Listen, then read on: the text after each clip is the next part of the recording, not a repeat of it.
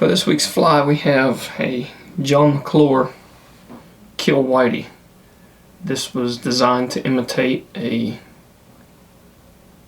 juvenile whitefish, and this is one of my throwaways here. It's just kind of missed the mark, so I don't know if that one's going to make the fly box or not, but we'll see. We'll see what, who knows, maybe I can fool a dumb one. But I got my pirate hat on here today. It's been a rough little go of it. We got, I think, last in the division. Luckily, the rest of the division sucks too, so we're still kind of in the hunt of it, but I don't know, it's not looking too good. Anyway, on to the time we go with John's fly. John, by the way, is, everybody that's watching this probably already knows, but he's a head guide for Kelly down at the Slide Inn and the store manager. It's been kind of going back and forth with me on this pattern to get it tweaked just right, so hopefully we can hit the mark on this one. We'll see. To start, we're going to run a dual white schlop feather, deceiver style.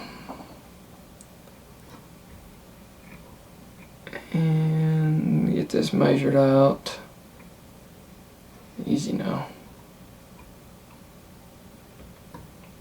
This pattern here is, as you'll see as we're going through it, this is a water pusher for certain. It's got a very long tail on it. When you first look at it, it's like, oh my goodness, this is it might be a little excessive, you would think, but as Johnny put it, kind of eliminates it lets you know who the players are. You're not going to catch a ton of juvenile fish on this pattern.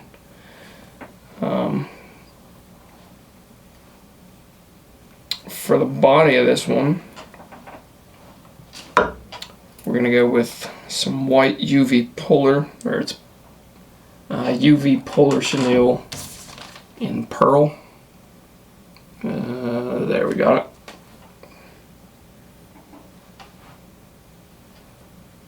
So we're just going to tie this in. Bring this to the front. For the back hook on this one, I have a Daiichi 2461 size 1. When John did this, he used a Universal Predator, which I'll have his original material list on this at the end of this video. But for this one, I'm going to use the 2461. They're pretty similar hooks. I haven't really tied on the Predators too much,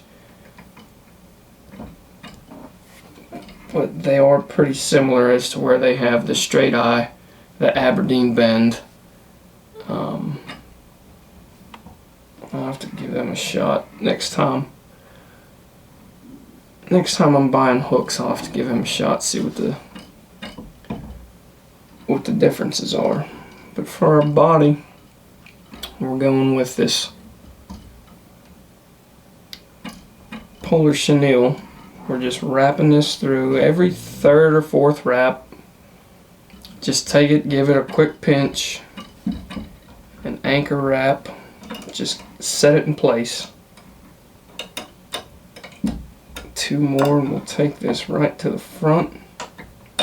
Peel this off, and I trapped some fibers on the bottom side of this. We'll get them picked out here in a second. Cut your material off, find my bodkin.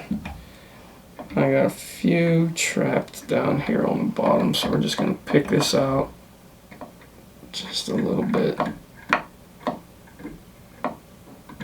On most of this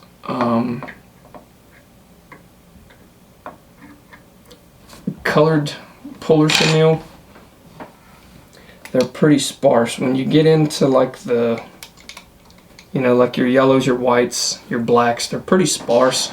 When you get into like your bronze and coppers and everything, it's a lot, it seems like there's a lot more material, so I mean it kind of fills out, but you can see, I mean that's a pretty bulky body for what we have right there. We're going to take 2 marabou plumes, one on the top and one on the bottom, and we're going to take this just about, just a little bit past where our tail starts. And we're going to take this and tie it in to, the third one's a tight wrap. Flip this over, and actually we'll measure this out real quick, make sure we're in the ballpark on this. There we go. So we're going to go 1, 2, and then a tighter wrap. Trim off our excess.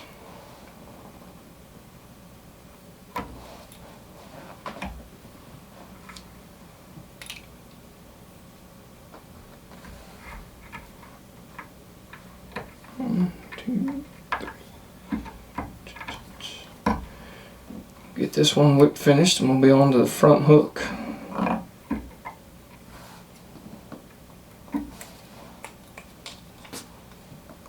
As you can see already, just from the back half of this fly, it is going to be pretty damn bulky. This is really an impressive fly. When you see it in the water, when you fish it, when you watch it swim, it's I was kind of taken back by it at first. I was like, holy shit, I don't know if anything's going to touch this. It's so damn big. But it's definitely a great fly for sure. And I dropped a bead here. Now, some of the time I saved by pre-tying the eyes on, I'm taken away from by dropping material, and we're going to add a second bead on this one. So we're going to take this on the back side, bring this through, measure out your distance right about where you want it there. And actually what I'm going to do before I do that is get my thread started.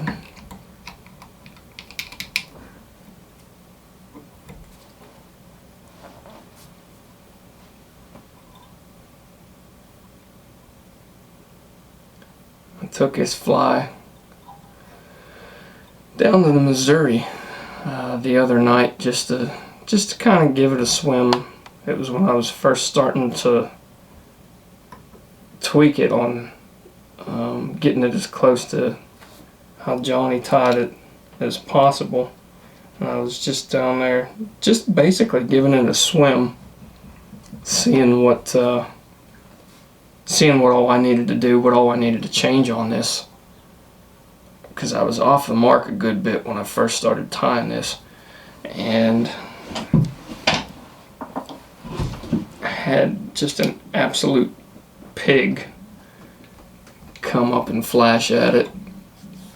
If I were to guess, it was probably I don't know. It was over 20 for sure. I would have guessed it to be about 22, 23, but I don't know. Without seeing it, you can never really be sure.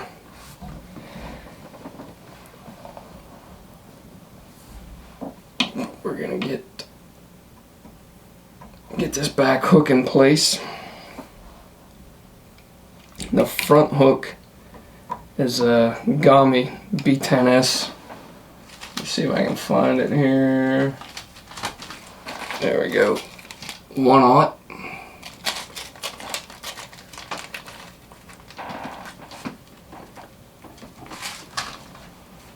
We have our thread base down. We have our eyes tied in. What we're going to do here is just a skirt. The only purpose for this step on the fly is to cover up our connection point. It's not going to completely cover it. It's just going to mask a little bit our beads and connection. I'm going to take this marabou plume and I'm going to wrap this space style. You've seen in the other ones, sometimes I'll use, turn for me here. Sometimes I'll use just the schlappen webbing. Other times I'll use this. I'll use rabbit strips. Anything really is going to work, just as long as you cover up your connection. That's the only thing we're really going for here. And just 3 quick wraps. Get this out of my way.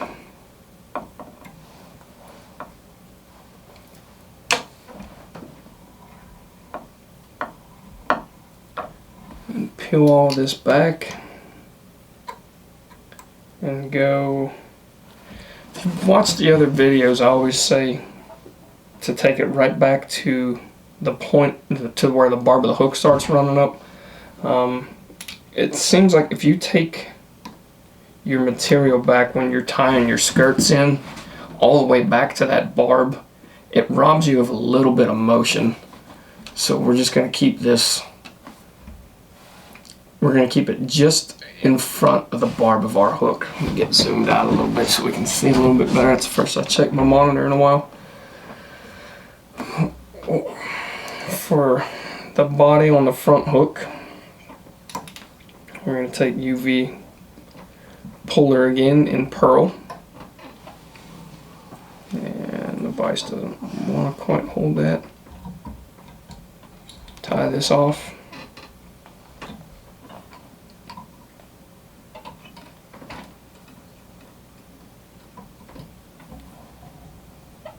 Now, hopefully this rotates for me. Good. Go 1, 2, 3 wraps. Pull tight. And then you can work this to the front. Every 3rd or 4th wrap, just anchoring your material to the hook. I've probably got 2 more to go, and we'll call it right there.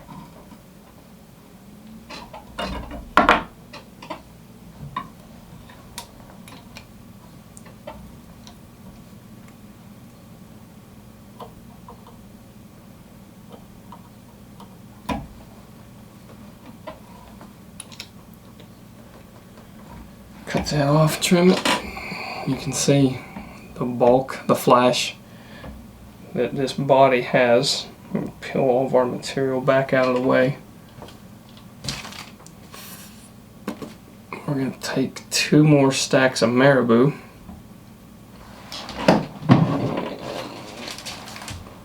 Throw this over top. We're going to take it right to where the back stack, just past where the back stack starts. So I'm going to peel some of this off. I got a little bit too much.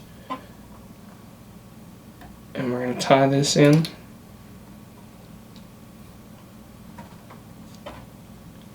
And I wanted to spin on me for some reason.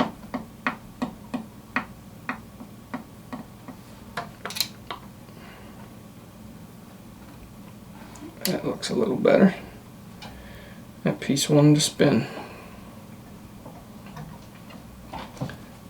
Now measure your other plume out to be about the same length as your top. You want it as close as possible.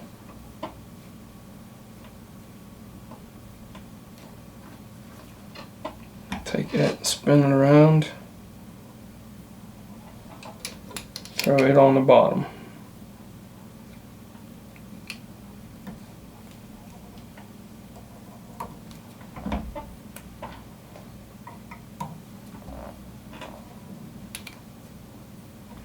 Now the last thing we're going to do is we're going to take probably about a dozen ostrich plumes. I'm not sure how many I have here. It's probably close to a half dozen. I'm not going to take the time to count them all out.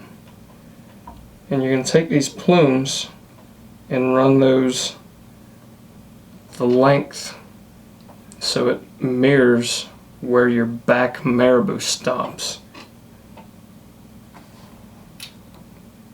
Take the half dozen or so that I grabbed and I'll tie those in on my side. And then get this junk out of the way. I'll take another stack of it. Same thing, you know, right around a half dozen of them. And I'll tie this stack in on the camera side.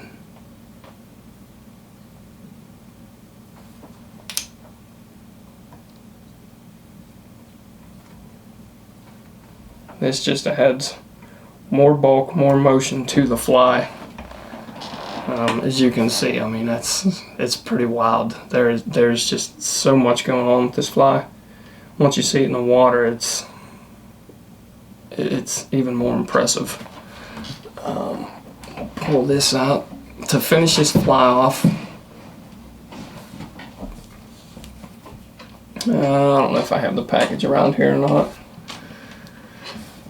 Yeah, I do, but who knows where it's at. We're just going to go with the regular ram's wool in white. Peel this back. Same as before with the boogeyman, just run it through your comb, clean it up a little bit. Makes it a lot easier to tie in. Gives a cleaner appearance to the fly.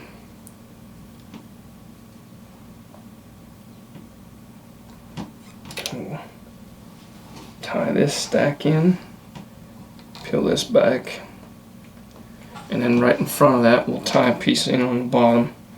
On the bottom I leave them a little bit more sparse than what I have them at the top. I want your top to be a little bulkier than the bottom. So I kind of leave a little bit of material out on the bottom. Peel this back, and for this center section I'm going to take a lot of material, probably what I have combined in the top and bottom.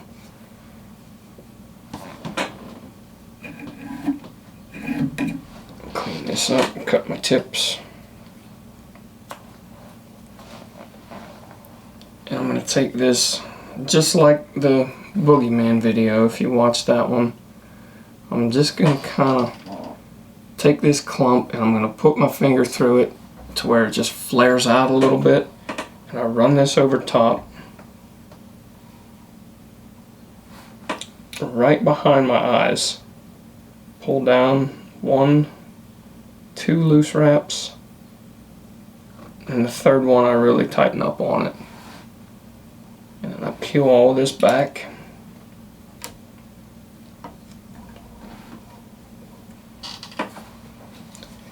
And then we have 2 more stacks to put in. We'll be ready to pick it out and trim it up. Once again, a little bit bulkier, a little bit more bulk on the top. Cut off my tips. Lay this over. Give it a 1. Pull some of this out. 1, 2.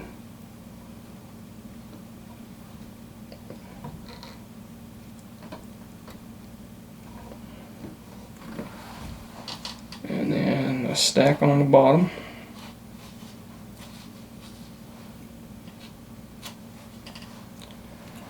Get this cleaned up in our comb real quick. Run it through there 2 or 3 times just to get all of the extra fuzz out of there that you don't want in the fly. Lay this in. 1 wrap, 2 loose wraps, third one you can pull down.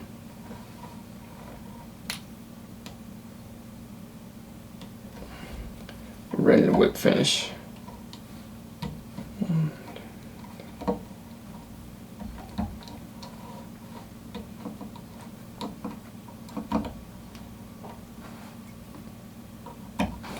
that'll do it. Now you want to take your bodkin through all of this wool. Pick it out as much as you can.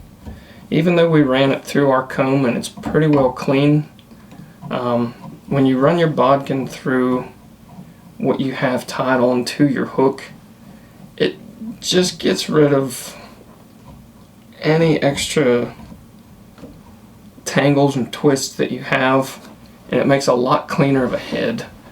You can do this too, like if you tie egg patterns, run it through your egg yarn or whatever. I mean, it's been, I don't know how many years since I've tied an egg, but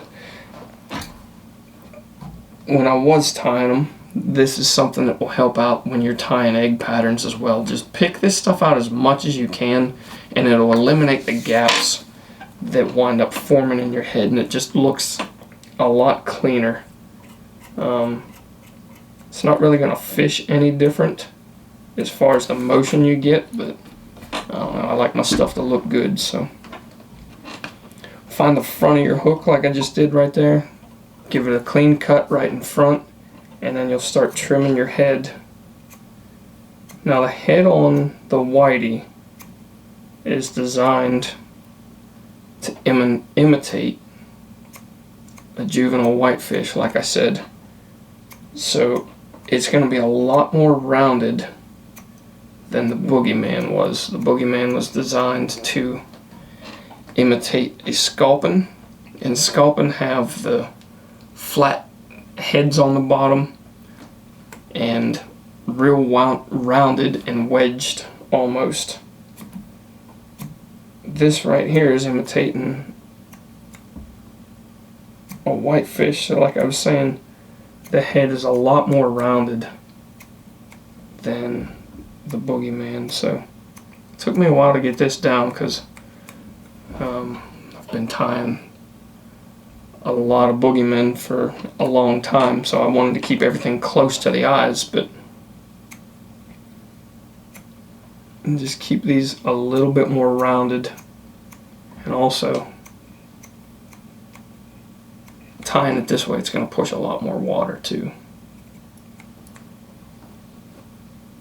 And I'm going to try to not get too picky on this. I can't make any promises. I'm try to cut the video length down a lot, so you're not subjected to listen to me ramble on for 46 minutes like you were with the sex dungeon when I tied it.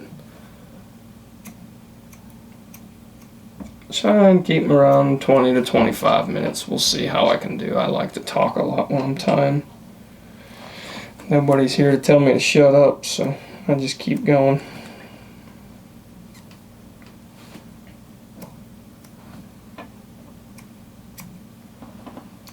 And before I get too far out of the way here and cut the entire head off, I'm going to take this out of the vise, give it the final trim. It's a lot easier to get your overall shape if you have this out of the vise because you're cutting against the grain. It just seems to take the shape a lot better. So what I do is I'll take this out of the vise, give it the last trim, and hopefully not nitpick too much.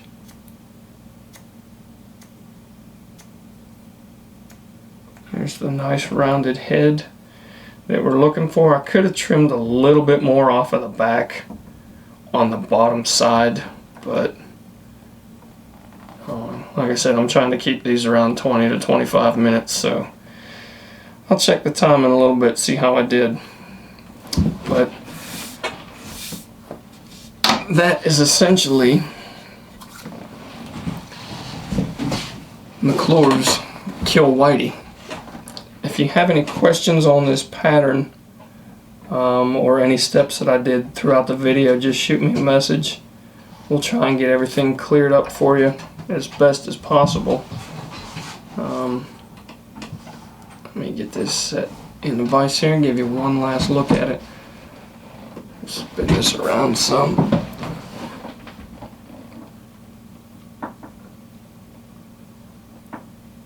And that will do it for the Whitey. Like I said, if you have any questions, comments, leave them. I'll get back to you when I can. But thanks for tuning in once again, and we'll catch you on the next fly.